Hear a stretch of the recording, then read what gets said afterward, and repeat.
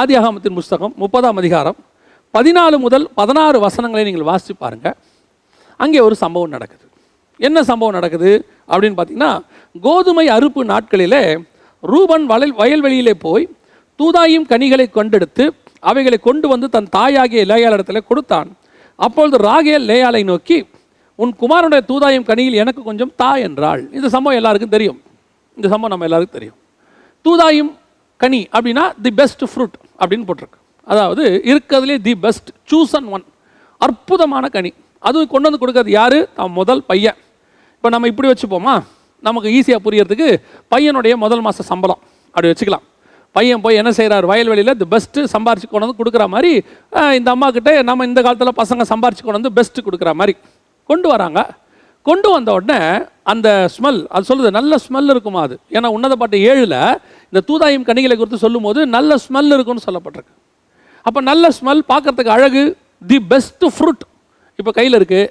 இதை கிருந்த உடனே ராகேல் போய் கேட்குறாங்க, எனக்கு இதை அந்த கனியில் கொஞ்சம் தா. இப்போ அந்த அம்மா சொல்கிறாங்க, நீ என் கணவரையும் எடுத்துக்கிட்ட, இப்போது என் கனியும் கேட்குறேன், என்ன நியாயம்? இப்போ அவங்க சொல்கிறாங்க, எனக்கு கனி வேணும், நீ என் கணவன் எடுத்துக்கோன்றாங்க. என்ன ஒரு காரியம் பாருங்கள். இன்றைக்கி சபை எதை விரும்புகிறது? உலகத்தில் எவ்வளவோ பெஸ்ட்டான காரியங்கள் இருக்குது, இல்லைன்னு சொல்லலை. உலகத்தில் தி பெஸ்ட் இருக்குது. அந்த பெஸ்ட்டுக்காக எதை இழக்கிறோம் என்பது தான் முக்கியம். காசு கொடுத்து பெஸ்ட் வாங்குறது தப்பு கிடையாது. ஆனால் இயேசுவை கொடுத்து பெஸ்ட் வாங்கக்கூடாது. ஊழியத்தை கொடுத்து பெஸ்ட் வாங்கக்கூடாது. ஆவிக்குரிய வாழ்க்கையை அடமான வச்சு பெஸ்ட் வாங்கக்கூடாது. இன்னைக்கு எது உனக்கு முக்கியம்? உலகத்தில் உள்ளது தி பெஸ்ட் முக்கியமா, இயேசு முக்கியமா? இன்னைக்கு இந்த இடத்துல தான் சபை தடுமாறிக்கிட்டு இருக்குது. சபை தடுமாறுது. உபதேசத்தை விட்டு விட்டு, கர்த்தர் சொல்லுகிற கற்பனைகளை விட்டு விட்டு, கை கொள்ள வேண்டிய காரியங்களை விட்டு விட்டு உலகத்தை விலை கொடுக்கறது. உலக பிரகாரமாக ஒரு பழமொழி சொல்லுவாங்க, கண்களை விற்று சித்திரம் வாங்கினான்னு சொல்லுவாங்க. அதாவது கண்ணை பிடுங்கி கொடுத்து அதுக்கு ஒரு விலையை வாங்கி ஒரு பெயிண்டிங்ஸை வாங்கினானா. பெயிண்டிங்ஸை வாங்கி மாட்டியாச்சு, இப்போ யார் பார்க்குறது? அதை கண்ணு போச்சே. அதே மாதிரி தான் இன்னைக்கு ஊழியத்துக்காக இழக்கிறோன்னு சொல்லி ஊழியத்தையே இழந்து ஊழியம் பண்ணுறவங்களாம் இருக்கிறாங்க. இது எப்படிங்க ஊழியத்தை இழந்து ஊழியம் பண்ணுறது? நான் பைபிள்லேருந்து ஒரு உதாரணம் சொல்கிறேன் பாருங்க, அப்போ நமக்கு ஈஸியாக புரியும். மோசையை பார்த்து கண்மலையை பார்த்து பேசுன்னு சொல்கிறாரு. இப்போ இவர் ஊழியம் பண்ணுறாரு. என்ன ஊழியம்? ஜனங்களுக்கு தண்ணி கொடுக்கணும், ஜனங்களை போஷிக்கணும், ஆடு மாடுகளை போஷிக்கணும். இப்போ இவரை அடிக்கிறார். அடித்த உடனே தண்ணி வருது, குடிக்கிறாங்க, எல்லாம் முடிஞ்சிருச்சு. ஆனால் நடந்தது என்ன? மோசேயினுடைய ஊழியம் ஃபெயிலியர். இப்போ ஊழியம் நடந்துச்சு, ஜனங்களும் பிரயோஜனப்பட்டாச்சு, மீட்டிங் சக்ஸஸ், ஆனால் ஊழியக்காரர் ஃபெயிலியர். அங்கே இதுதான் நடக்கும். புதிய ஏற்பாட்டிலையும் இதுக்கான ஒரு காரியம் இருக்குது. புதிய ஏற்பாட்டிலையும் ஆண்டவர் சொல்கிறாரு, ஓடி வந்து சொல்கிறாங்க, நாங்கள் தீர்க்க தரிசனம் உரைத்தோம் அல்லவா, உங்களுடைய நாமத்தினால் பிசாசுகளை துரத்தணும் அல்லவா. ஆண்டவர் சொல்கிறார், உங்களை அறியேன். அப்படின்னா என்ன அர்த்தம்? மினிஸ்ட்ரி பண்ணியிருக்காங்க, தேவ சித்தத்தின்படி மினிஸ்ட்ரி பண்ணல. அப்படின்னா இவங்க என்ன பண்ணியிருக்காங்க? தங்கள் சுய சித்தத்துக்காக மினிஸ்ட்ரி அடமான வச்சவங்க. மினிஸ்ட்ரி பண்ணணும், எப்படியாவது ஊழியம் செய்யணும். ஒரு ஊழியர் இவ்விதமாக பிரசங்கம் பண்ணினார். நான் அப்போ உட்காந்து விசுவாசியை கேட்டுக்கிட்டு இருந்தேன். நான் வேலை செஞ்ச நாட்டில் அவர் வந்திருந்தார், கெஸ்ட் ஸ்பீக்கராக வந்தார். கெஸ்ட் ஸ்பீக்கராக வந்த இடத்துல அவர் இப்படி பிரசங்கம் பண்ணார், நான் தேவனுக்காக 15 வருஷம் ஊழியம் செய்திருக்கிறேன்.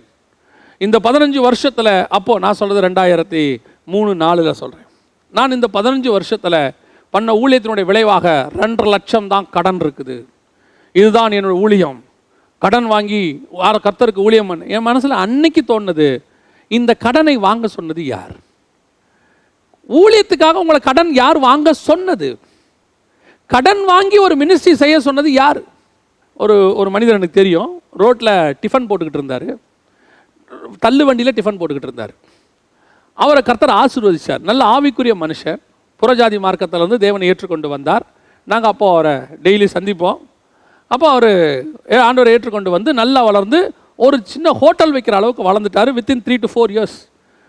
திடீர்னு ஒரு நாள் எங்ககிட்ட சொன்னார், ஒரு குறிப்பிட்ட ஊழியரை சொல்லி அவருடைய ஊழியம் சென்னையில் நடக்குது, அந்த ஊழியத்துக்காக 1 லட்சம் ரூபாய், நான் சொல்கிறது 1995-90 அந்த காலகட்டத்தில் சொல்கிறேன், 2000க்குள்ளே 1 லட்சம் ரூபாய் கடன் வாங்கி 3 வட்டி தான், ஆனாலும் பரவாயில்ல, மினிஸ்ட்ரி நம்ம கொடுக்கணும் அப்படின்னார்.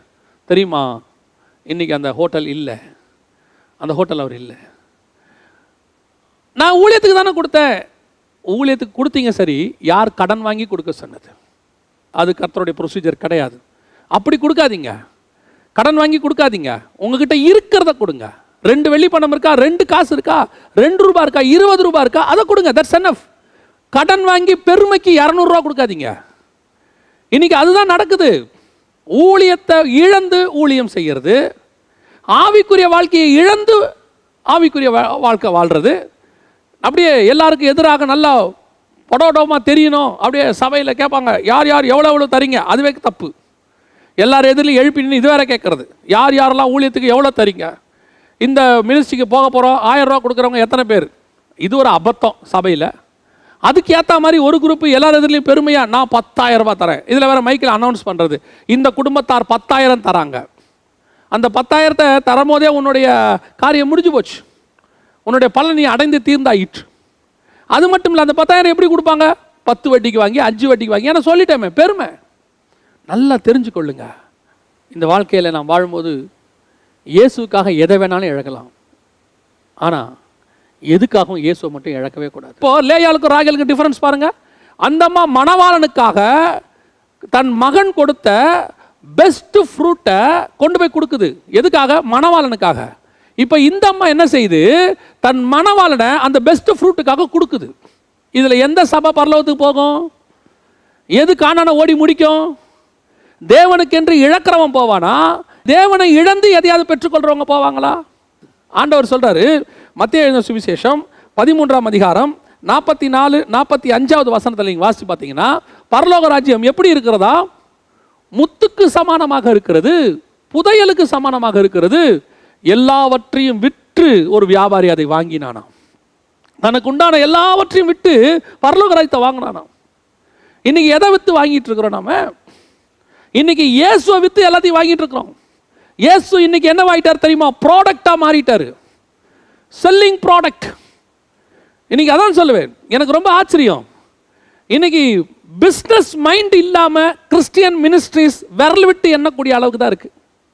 பிஸ்னஸ் மைண்ட் இல்லாம சம்பாதிக்கிற நோக்கம், இயேசுவை விற்கணும்.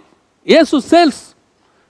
நல்லா தெரிஞ்சுக்கொள்ளுங்க, இயேசுவை சேல்ஸ் பண்ணி நீ சம்பாரிச்சினா தூதாயும் நற்கனி உனக்கு இங்கே கிடைக்கும். பெஸ்ட் கிடைக்கும். பெஸ்ட் அந்த அந்த சம்பாதியத்தில் பெஸ்ட் கார் வாங்குவ, நீ அந்த சம்பாதியத்தில் பெஸ்ட் வாழ்க்கை வாழ்வ. ஆனால் ஓட்ட முடியாது, நடுவில் செத்து போவ. ராகேலுடைய ஓட்டம் நடுவில் செத்து போச்சு. ஒரு பெரிய மனுஷன் எல்லா ஊழியக்காரனுடைய சீடியையும் காப்பி பண்ணி விற்பார். அவர் அதில் அவருக்கு பெருமை வேற.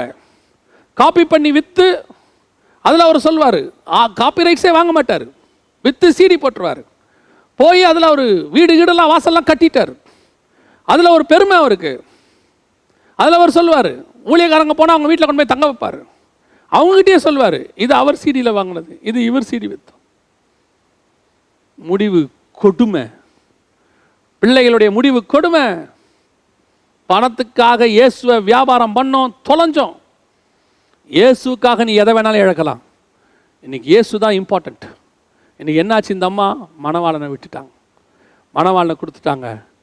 கர்த்தர் லேயாளை நினைத்தருளினார். அதான் இம்பார்ட்டன்ட். இன்னைக்கு ரொம்ப கேர்ஃபுல்லாக இருந்து கொள்ளுங்க. ஊழியத்தை மிஸ் பண்ணிடாதீங்க, ஆவிக்குரிய வாழ்க்கையை மிஸ் பண்ணிடாதீங்க. இன்னைக்கு போயிட்டு ஆவிக்குரிய வாழ்க்கையை விட்டு கொஞ்சம் விட்டு கொடுத்தா நீ அப்படி ஆயிடலாம், இப்படி ஆயிடலாம். இப்படி நீங்கள் பைபிள் வசனம்லாம் பேசினா மேலே வர முடியாது, பரிசுத்தம் பேசினாலாம் வர முடியாதுன்னு சொல்லுவாங்க. நான் சொல்கிறேன், அப்படிலாம் பண்ணால் வர முடியாதுங்க. கொஞ்சம் நீங்கள் நெளிவு சுழிவாக போனால் தான் வர முடியும். நீங்கள் நெளிவு சுழிவாக போகாதீங்க. நான் சொல்கிறேன், போகாதீங்க. இங்கே இருக்கிறவன் உங்களை உயர்த்ததை விட கர்த்தர் உங்களை அற்புதமாய் உயர்த்துவதற்கு வல்லமையுள்ளவராக இருக்கிறார். வெளிநாட்டில் வேலைக்கு சேர்ந்தபோது அங்கே அவங்க கேட்டதான மிக முக்கியமான ஒரு கண்டிஷன் என்னன்னு கேட்டிங்கன்னு சொன்னால், சண்டே வேலைக்கு வரணும். எனக்கு சண்டே தான் ஆராதனை, அதனால் சண்டேக்கு இம்பார்ட்டன்ஸ். ஒருவேளை வேறு நாள் ஆராதனை அதுக்கு இம்பார்ட்டன்ஸ் கொடுத்துருப்பேன்.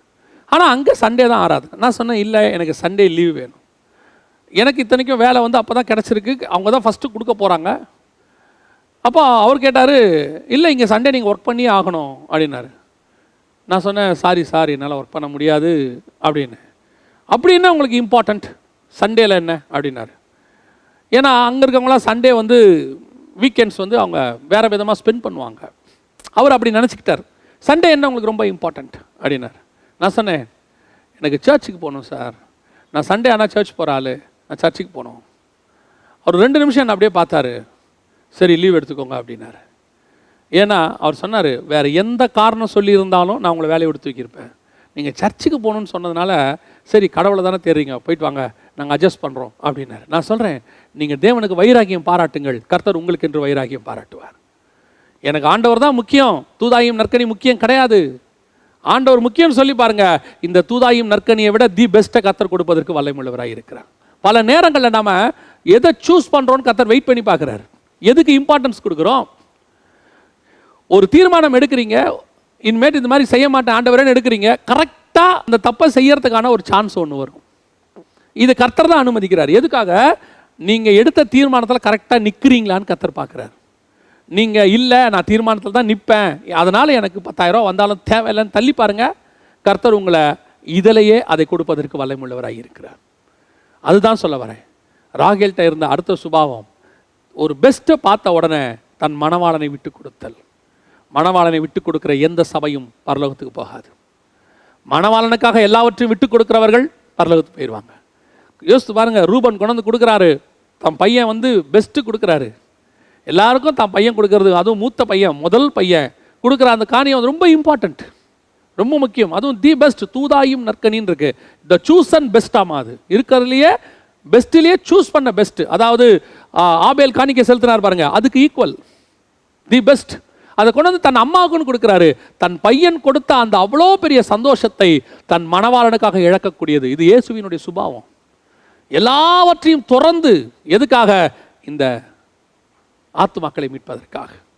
அப்படிப்பட்ட சுபாவம் இருக்கணும் சபைக்கு, அப்படிப்பட்ட சுபாவம் இருக்கணும் விசுவாசிக்கு. இழந்து பெற்றுக்கொள்ளக்கூடியது. இன்னைக்கு என்ன நடக்குது யோசிச்சு பாருங்க. அப்படிப்பட்ட சபைகள் பரலோகத்திற்கு போகாது, அது இங்கேயே தான் இருக்கும். இயேசுவை விற்று உலகத்தை சம்பாதிக்கிறவன் பரலோகத்துக்கு போக முடியாது. மூன்றாவதாக ராகேல்கிட்ட இருந்த லேயாள்கிட்ட இருந்த வித்தியாசம் என்ன? ஆதியாகமத்தின் புஸ்தகம் 31ஆம் அதிகாரம் 32வது வசனத்தில் ஒரு சம்பவம் இருக்கு. என்னன்னு சொன்னால், யாக்கோபு தன் மனைவி பிள்ளைகள் எல்லாரையும் கூட்டிட்டு கிளம்புறாரு. எங்கே? தன் சுய தேசத்துக்கு, அதான் கானானுக்கு புறப்படுறாரு, அதாவது இஸ்ரவேல் தேசத்துக்கு புறப்படுறாரு.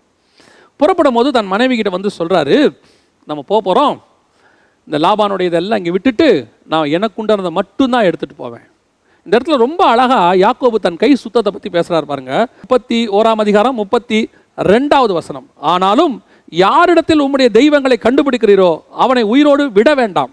உம்முடைய பொருட்களில் ஏதாவது என் வசத்தில் உண்டானால் நீர் அதை நம்முடைய சகோதரருக்கு முன்பாக பரிசோதித்து அதை எடுத்துக்கொள்ளும் என்றான். உங்களை ஒன்று கூட நான் எடுக்கலையா, எல்லாத்தையும் விட்டுட்டு வந்துட்டான். ஆனால் வசனம் சொல்லுது 31ஆம் அதிகாரத்தில் 19வது வசனம், லாபான் தன் ஆடுகளை மயிர்கரிக்க போயிருந்தான். அந்த சமயத்தில் ராகேல் தன் தகப்பனுடைய சுரூபங்களை திருடிக்கொண்டாள் அப்படின்னு இருக்கு. இந்த இடத்துல வசனம் சொல்லுது 32வது வசனத்தில், ராகேல் அவைகளை திருடி கொண்டு வந்ததை யாக்கோபு அறியாதிருந்தான். இன்னைக்கு சபை உலகத்தில் உள்ளதான விக்கிரகங்களை திருடி கொண்டிருக்கிறது. ஒரு ஊழியர் சொன்னார், ஜெகன் வந்து அந்த காலத்தில் விக்கிரக வழிபாடு இருந்துச்சு சபைகளுக்குள்ள, இந்த காலத்தில் இருக்குதுன்னு பேசுகிறாரு, நாங்கள் என்ன இந்த காலத்தில் வந்துட்டு பாகால வழிபடுறோமா ஊன்னு கேட்டிருந்தார். கொஞ்சம் யோசிக்கணும். விக்கிரகம்னா விக்கிரகம் இல்லை. இவங்களே பிரசங்கத்திலே சொல்லுவாங்க, பணம் உனக்கு விக்கிரகம், பதவி உனக்கு விக்கிரகம்லாம் பேசுகிற ஆட்கள்லாம் இருக்காங்க. விக்கிரகம்னா என்ன? இந்த இடத்துல விக்கிரகம் எதை பற்றி சொல்லப்பட்டிருக்கிறது? அவ திருடி கொண்டு வந்து விக்கிரகம். ஆனால் 1 சாமுவேலின் புஸ்தகத்தில் நீங்கள் வாசிங்கன்னு சொன்னால் 15ஆம் அதிகாரம் 23வது வசனத்தில் முரட்டாட்டம் பண்ணுதல் அவபக்திக்கும் விக்கிரக ஆராதனைக்கும் சமானமாக இருக்கிறது. இன்னைக்கு விக்கிரகம், நிறைய விக்கிரகம் இருக்கு நமக்குள்ள.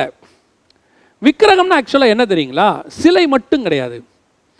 தேவனுக்கு பதிலாக எதெல்லாம் இருக்குதோ அதெல்லாம் விக்கிரகம். இப்போ தேவன் வைக்க வேண்டிய இடத்துல நீங்கள் வேற எதை வச்சாலும் அது விக்கிரகம். உதாரணமாக, தேவனுக்கு கொடுக்க வேண்டிய நேரத்தை, இப்போ சர்ச்சுக்கு வர வேண்டிய நேரம் இருக்குது, அந்த நேரத்தை நீங்கள் சர்ச்சுக்கு வராமல் டிவி பார்த்தா டிவி விக்கிரகம். சர்ச்சுக்கு வர வேண்டிய நேரத்துக்கு வராமல், தேவனுக்கு பைபிள் வாசிக்க வேண்டிய நேரத்தில் வாசிக்காமல் நீங்கள் புக்கு படிச்சிங்கன்னா அது விக்கிரகம். நீங்கள் சபைக்கும் வராமல், ஞாயிற்றுக்கிழமை ஆராதனைக்கு வராமல், ஒரு வேளை ஆராதனை நடக்கும்போது சொல்கிறேன், வராமல் நீங்கள் வேலை வேலை வேலைன்னு போனீங்கன்னா வேலை விக்கிரகம். நீங்கள் தேவனுக்கு பதிலாக வேற எதை கொண்டு வந்தாலும் அது விக்கிரகம் தான். இன்னைக்கு என்ன ஆயிடுச்சு? தன் தகப்பனுடைய விக்கிரகத்தை திருடி கொண்டு வந்தாள். நான் இதை எப்படி பார்க்குறேன்னா, சபைகள் எல்லாவற்றையும் விட்டுட்டு கானானுக்கு புறப்படுது. நாம் எல்லாத்தையும் விட்டுட்டு தான் வந்தோம். ஆனால் எல்லாத்தையும் விட்டோன்னு இருக்குதே, எல்லாத்தையும் விட்டோமா? இன்னும் அங்கே இருக்கிற பல பாரம்பரியங்களை கொண்டு வந்துட்டோம். அவங்களுக்குள்ள பல வழிபாடுகளை கொண்டாந்துட்டோம். அவங்களுக்குரிய பல காரியங்கள் இன்னும் இங்கே இருக்கு, இன்னும் நமக்குள்ள இருக்கு. அந்த விக்கிரகங்களுக்கு செய்ததை இங்கேயும் செஞ்சுக்கிட்டு தான் இருக்கிறோம். ஆனால் பேர் மட்டும் என்ன தெரியுமா? கர்த்தருக்கு பண்டிகைங்கிற பேர். இங்கே பேர் மட்டும் என்ன தெரியுமா? கிறிஸ்தவ பேர் இங்கே. ஆனால் மற்றபடி செய்யறதெல்லாம் அங்கே உள்ளது தான் இங்கேயும் மறைச்சு வச்சிருக்கிறது. இன்னைக்கு அந்த காரியங்களை கொண்டு வந்தது மாத்திரமல்ல, அதை கண்டுபிடிக்கிற ஆண்டவர் ஒரு வாய்ப்பு கொடுக்குறார். அது இருக்குது. அதை ரிமூவ் பண்ணுறதுக்கு சான்ஸ் கொடுக்கும்போது இவங்க என்ன செய்யறது தெரியுமா? அதை மூடி போட்டு மேலே உட்காந்துக்கிறது. மூடி போட்டு மேலே உட்காந்துக்கிட்டு எங்ககிட்ட அப்படி ஒன்றும் இல்லையே, என் சபையில் எந்த குறையும் இல்லையே, இன்னைக்கு என்னுடைய ஆவிக்குரிய வாழ்க்கையில் ஐ ஆம் பர்ஃபெக்ட். நீ பர்ஃபெக்ட்னு சொல்லும் போதே தெரியணும் there is a mistake. Nobody is perfect in this world. இயேசு கிறிஸ்துவை தவிர உலகத்தில் பர்ஃபெக்ட்னு ஒருத்தர் கூட கிடையாது. இயேசு கிறிஸ்து மட்டும்தான் பர்ஃபெக்ட். இன்னைக்கு நிறைய பேருக்கு கோபம் வருது. கொஞ்சம் ஆராய்ந்து பாருங்க, எந்த மூடியை போட்டு மேலே உட்காந்துருக்கீங்கன்னு. இன்னும் உங்களுக்குள்ள என்னென்னலாம் இருக்குன்னு பாருங்க. பொல்லாத விக்கிரகங்கள் எதெல்லாம் இருக்குது, விக்கிரகத்தின் சுபாவம் என்ன இருக்குது, முரட்டாட்டம் இருக்குதா, இன்னைக்கு என்னென்ன காரியங்கள்லாம் இருக்குது, அவபக்தி இருக்கா, யோசித்து பாருங்க. இன்னைக்கு எல்லாம் இருக்குது. சபைகளுக்குள்ளே போட்டு கூடாரத்துக்குள்ளே போட்டு மூடி மேலே போட்டு உட்காந்துட்டு எங்ககிட்ட ஒன்றுமே கிடையாது, வி ஆர் பர்ஃபெக்ட். இன்னைக்கு அப்படி தான் சொல்லிக்கிட்டு இருக்க ஒரு சபை. லேயால புறப்பட்டு வர சொல்லும் போது லேயால் எல்லாவற்றையும் விட்டு வந்தாள். அதான் வசனம் சொல்லுது, லேயால் எல்லாவற்றையும் விட்டு வந்தாள். ஆனால் இங்கே என்ன நடக்குது தெரியுமா? எல்லாத்தையும் கொண்டாந்தாச்சு. பழைய பாரம்பரியங்கள், இன்னைக்கு பழைய அவங்களுடைய ரட்சிக்கப்படுறதுக்கு முன்னாடி, ஆண்டவர் ஏற்றுக்கொள்வதுக்கு முன்னாடி இருந்த சுபாவங்கள் எல்லாம் இன்னும் இருக்கு. ஆனால் என்ன தெரியுமா? அங்கே இருக்கும்போது கோபம், இங்கே இருக்கும்போது அதுக்கு பேர் பரிசுத்த கோபமா. அங்கே இருக்கும்போது ஆங்கர், இங்கே இருக்கும்போது ஹோலி ஆங்கர் சொல்கிறாங்க. இன்னைக்கு பரிசுத்த கோபம் அங்கே இருக்கும்போது வேற, இங்கே இருக்கும்போது வேற. அதுக்கு பேர் வந்து பரிசுத்த முலாம் பூசுறது. அங்கே கெட்ட வார்த்தை பேசினா பாவி, இங்கே கெட்ட வார்த்தை பேசினா என் ரட்சிப்பின் அனுபவத்தையே போக்குற அளவுக்கு அவர்கள் கொண்டு வந்து விட்டார்கள். நீ பாவி தான், வேற வேற இந்த மாற்று கருத்தெல்லாம் கிடையாது, அவ்வளோதான், ஃபினிஷ், ஓவர். இதில் என்ன ஒரு புது ஃபார்முலா கண்டுபிடிக்கிறது? அங்கே உள்ள சுபாவம் மாறி இருக்குதா? இன்னைக்கு மூடி போட்டு உட்காந்துருக்கோம். பரிசுத்த மூடி, பரிசுத்தவான்கள் மூடி, நீதிமான்கள் மூடியை போட்டு உள்ளுக்குள்ள விக்கிரத்தை வச்சுக்கிட்டு உட்காந்துக்கிட்டு வரவங்களுக்கு முன்னாடியெல்லாம் எங்கிட்ட ஒன்றும் இல்லையே, ஐ எம் பர்ஃபெக்ட். வெளியே இருக்கிறவனுக்கு தெரியாது, ஆனால் உன் கூடாரத்துக்குள்ளே கர்த்தர் இருக்கிறார், அவருக்கு தெரியும். நீயா மனம் திரும்பி எடுத்து போட்டிட்டா நல்லது. கர்த்தர் ஒரு காரியத்தை உணர்த்தும் போது அதை உங்கள் சபையிலேருந்து ரிமூவ் பண்ணிடணும். கர்த்தர் உனக்குள்ள ஒன்று உணர்த்தும் போது உனக்குள்ள இருந்து அதை ரிமூவ் பண்ணிடணும். இல்லைன்னு மூடி போட்டு அதுக்கு ஒன்று எதாவது பற்றி உக்காந்திங்கன்னா உன் பிரயாணம் முடியாது, அவ்வளோதான். கர்த்தர் பார்த்துட்டு தான் இருப்பார், உன் பிரயாணம் முடியாது. கர்த்தர் எதை பேசினாலும் உடனே உணர்த்துறாரா, உடனே கீழ்ப்படுகிற இடத்துக்கு வரணும்.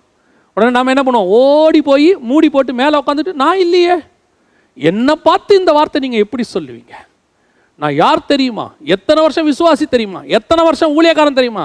3.5 வருஷம் அப்போஸ்தலனா இருந்தவனே 3 மணி நேரத்தில் திருடனா மாறிட்டான். உணர்த்துறாரா? இயேசுநாதர் சொல்றாரா உங்களில் ஒருவன் என்னை காட்டி கொடுப்பான்னு? உடனே என்ன பண்ணிருக்கணும்? கர்த்தாவே என்னை மன்னிச்சிருங்க, நான் தான் தப்பு பண்ணிட்டேன், நான் அந்த வேலையை செய்ய மாட்டேன் இனிமேட்டா. கதை முடிஞ்சு போச்சு. நானா? என்னையா சொன்னீங்க? கர்த்தர் சொல்வார், செய்யறதை துரிதமாய் செய்ப்போ. ஏன் நீ நாண்டு கொண்டு சாக போறவன்னு அர்த்தம். ராகேல் செத்து போனாள். இன்னைக்கு அதான் நடக்குது.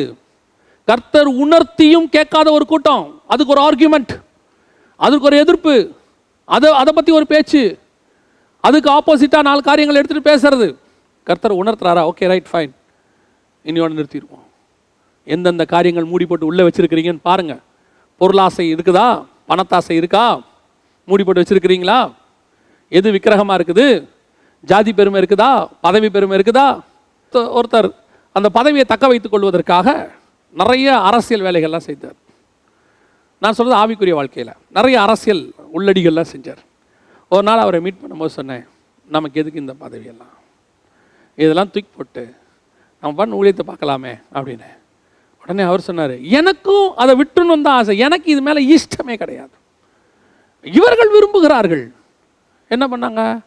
குதிரை மேலே உட்கார வச்சு மேலே ஏறி வச்சு கிரீடத்தை வச்சு நீங்கள் இல்லாவிட்டால் நாங்கள் செத்து போவோம் ராஜாவே நான் சொன்னாங்க. இவர்கள் விரும்புகிறார்கள். முடியாதுன்ட்டு வெளியே வாங்க. அதுக்கப்புறம் எப்படி இருப்பான்? ஆசை உள்ளுக்குள்ளே இருக்குது. மூடி போட்டு உட்காந்துக்கிட்டு தான் வந்துட்டு செக்ரட்டரியாக இருக்கணும், தான் வந்து பொருளாளராக இருக்கணும், தான் வந்து தலைவராக இருக்கணும், மைண்டில் உள்ளே இருக்கு, மேலே மூடி போட்டுக்கிட்டு. ஆனால் என்னிடத்தில் ஒன்றும் இல்லை, அவர்கள் விரும்புகிறதுனாலே நான் இருக்கிறேன், இல்லாவிட்டால் நான் இங்கு இருக்க மாட்டேன். நீ ஒரு ராகியல், உன் பிரயாணம் முடியாது. நிறைய பேர் அப்படித்தான் இருக்காங்க. கர்த்தர் உணர்த்தும் போது உணரணும், திருந்தும் போது திருந்தணும். இங்கே யாரும் பரிசுத்தவான்கள் கிடையாது, இங்கே யாரும் நீதிமான்கள் கிடையாது. கர்த்தர் உங்களை இருக்க சொல்கிறாரா இருங்க, வேணான்னு சொல்கிறாரா வந்துருங்க. ஆசை அடுத்தவன் திருடிட்டு வந்து உட்காந்துருக்கிறது. யாருது? லாபான் திருடிட்டு வந்து உட்காந்துருக்கிறது. கொஞ்சம் உட்காந்து அப்படியே பீரோவை திறந்து பாருங்க, யாருதாவது இருக்கான்னு பாருங்க. அக்கா கிட்ட திருடினது, தங்கச்சி கிட்ட திருடினது, அண்ணங்கிட்ட திருடின டாக்குமெண்ட்டு, அவங்கக்கிட்ட திருடின புடவை, இது நான் கேட்கல ஆனால் வந்துச்சு. எப்படி? கால் நடந்து வந்துச்சா? இன்னைக்கு நிறைய மூடி போட்டு உட்காந்துருக்கு வீட்டுக்குள்ளே, கூடாரம். இது திருந்துகிற காலம். ஆண்டவர் சொல்கிறாரு, கொடுத்துரு, லாபான்ட்ட கொடுத்து அனுப்பிடு. ஏன்? இந்த சுரூபம் வழியில் உன்னை கொன்னுடும், இந்த விக்கிரகம் உன்னை கொன்னுடும், இந்த திருட்டு உன்னை கொன்னுடும். பார்த்தீங்களா? அவள் திருடிட்டு வந்தா அடுத்த வாழ்க்கையில் வந்து என்ன தெரியுமா? பொய். இது அடுத்தடுத்து பாவத்தை பிறப்பிக்கும். அந்த விக்கிரகம் அடுத்தடுத்த பாவத்தை பிறப்பிச்சுட்டே போகும். லாபான் வந்து கேட்கும்போது அடுத்து ஒன்று சொல்கிறா, பொய். என்னது? நான் இன்றைக்கு ஸ்திரீகளுக்குள்ளே வழிபாடில் இருக்கிறேன், என்னால் ஏந்திரிக்க முடியல. பொய். அடுத்து பொய். கணவனுக்கு கூட தெரியாமல் பொய். பாவம், அவன் இன்னசென்ட்டாக சொல்கிறான், எங்கிட்ட யாருக்கிட்டையும் கிடையாது, நாங்கள் அத்தனை பேரும் உந்த எதுவுமே எடுக்கலை. வீட்டில் இருக்கிறவங்களுக்கு கூட தெரியாமல் மூடி போட்டு வச்சிருக்கியோ? யாருக்கும் தெரியாது நினச்சிக்கிட்டு இருக்கிறீங்களா? உன் பிரயாணத்தை கர்த்தர் முடிச்சு போடுவார். உன் பிரயாணம் பூர்ணப்படாது. பரலோகத்துக்கு போகணும், நான் பரலோகத்துக்கு போகணும், என் சபை பரலோகத்துக்கு போகணும், நாங்கள் இதெல்லாம் எனக்கு வேணாம் அப்படின்னு முடிவெடுத்தினா கர்த்தர் அருவருக்கிற காரியங்கள் எது இருந்தாலும் அதை மூடி போடாதீங்க, அதை வெளியரங்கமாக்குங்க. சவுலுக்கும் தாவீதுக்கும் அதான் வித்தியாசம். சாமுவேல் வந்து சொல்கிறாரு, ஆடு மாடுகளின் சத்தம் கேட்கிறதே, உடனே மூடி போடுறார். சவுல் என்ன மூடி போடுறார் தெரியுமா? இது உம்முடைய தேவனுடைய கர்த்தருக்கு ஆராதனைக்கென்று பலிக்கென்று வச்சிருக்கிறோம். செத்து போனான் பவுல், வழியில் செத்தே போனான். அதுதான் சொல்ல வரேன், மூடி போடாதீங்க. அதே நேரத்தில் தாவீதுகிட்ட வந்து சொல்கிறாங்க, ஆட்டுக்குட்டியை ஒருத்தன் எடுத்துக்கிட்டான். அவன் சொல்கிறான், நானே அந்த மனுஷன். ஓப்பன் பண்ணாம பாருங்க, எஸ் நான் தான், உன் ராஜ்யபாரம் நிலைக்கும் என்று கர்த்தர் சொன்னார். அதாங்க நடந்தது. பாவத்தை ஒத்துக்கிறதுனால நம்ம வாழ்க்கை வீணாக போகாது. அதை கர்த்தர் மன்னிக்க வல்லமையுள்ளவராக இருக்கிறார். ஒருவேளை அப்படிப்பட்ட காரியங்கள் இருக்குமானால் இன்றைக்கி ஆண்டவர்கிட்ட, ஆண்டவரே நான் ஒப்புரவாகிறேன், ஆண்டவரே நான் அதை தருவதற்கு தயாராக இருக்கிறேன், ஆண்டவரே நான் அதை விடுவதற்கு தயாராக இருக்கிறேன், ஆண்டவரே சொல்லி பாருங்க. நம்முடைய பிரயாணம் பூரணப்படும். நம்முடைய பிரயாணம் கானானுக்குள்ளே போய் முடியும். வழியில் செத்து போன இஸ்ரவேலர்கள் அல்ல, கானானுக்குள் பிரவேசித்த யோசுவா காலேப் மாதிரி நம்ம மாறணும். அதுக்கு தான் கர்த்தர் சொல்லிக்கிட்டு இருக்கிறார்.